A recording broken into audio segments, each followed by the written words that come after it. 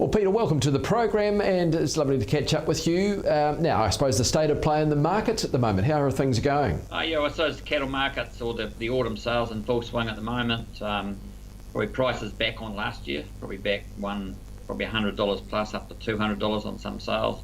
That's a reflection probably of two things. One is that very high prices played last year and smaller margins, but also there's lots of parts of the country are still quite dry.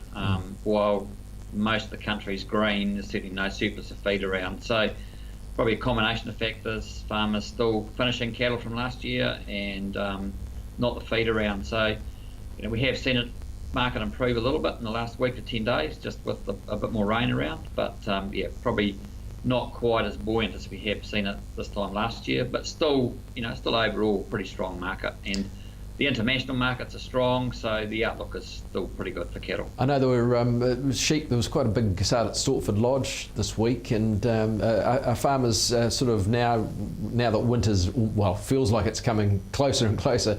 Are they moving stock off? Yeah, we're certainly seeing bigger sales of store stock, particularly store lambs coming out, particularly in some of the regions. We're seeing some big numbers come out, but even some numbers have been quite big. The sheep market has been very strong. It really has maintained its value.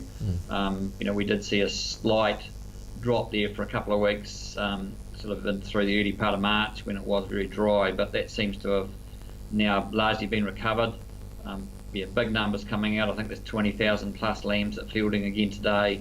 So quite big numbers of store stock coming out. But that's, I suppose, part of farmers just preparing for the winter. And as I said earlier, the feed supply is not great right around the country. So there's patches that are very good, but there's also lots of areas that are, really thinking about how much feed are they going to have at the end of April going into the winter. So it's probably green at the moment, but of course with the cooler temperatures, it's not really growing that well. Yeah, so there's two things that are restricting it. There's obviously ground temperatures cooled down, and there's lots and lots of areas of the country where they haven't got the soil moisture that they would normally have at this time of the year to really push that pasture growth along. Certainly in the Waikato, you drive around the Waikato and it looks very green.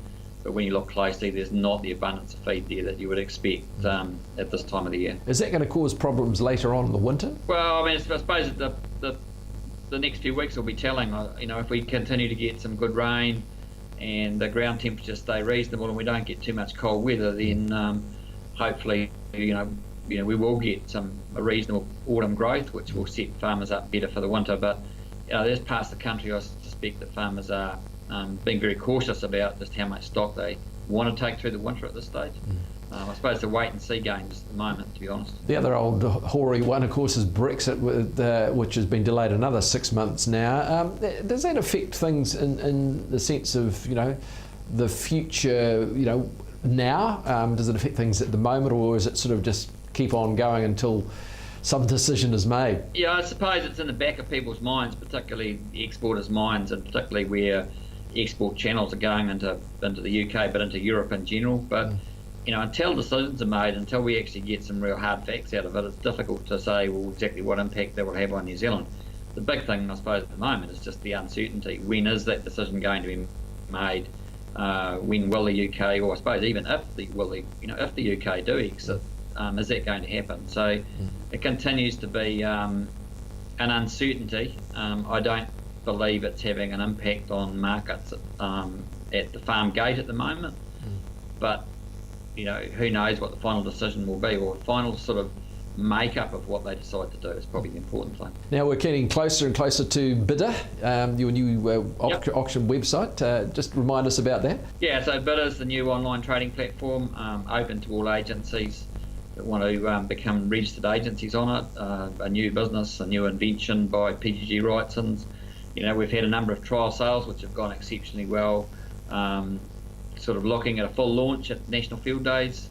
If people want to check the website out, just go on to bidr.co.nz and the website's up and running. Q&As are there about how it works, so there's quite a bit of information there, and it's being updated almost every day now. So really encourage buyers and sellers of livestock, if they want to get a bit of an insight into what the future of trading livestock is, please don't hesitate to have a look or give one of the Bidr team a call and have a chat to them.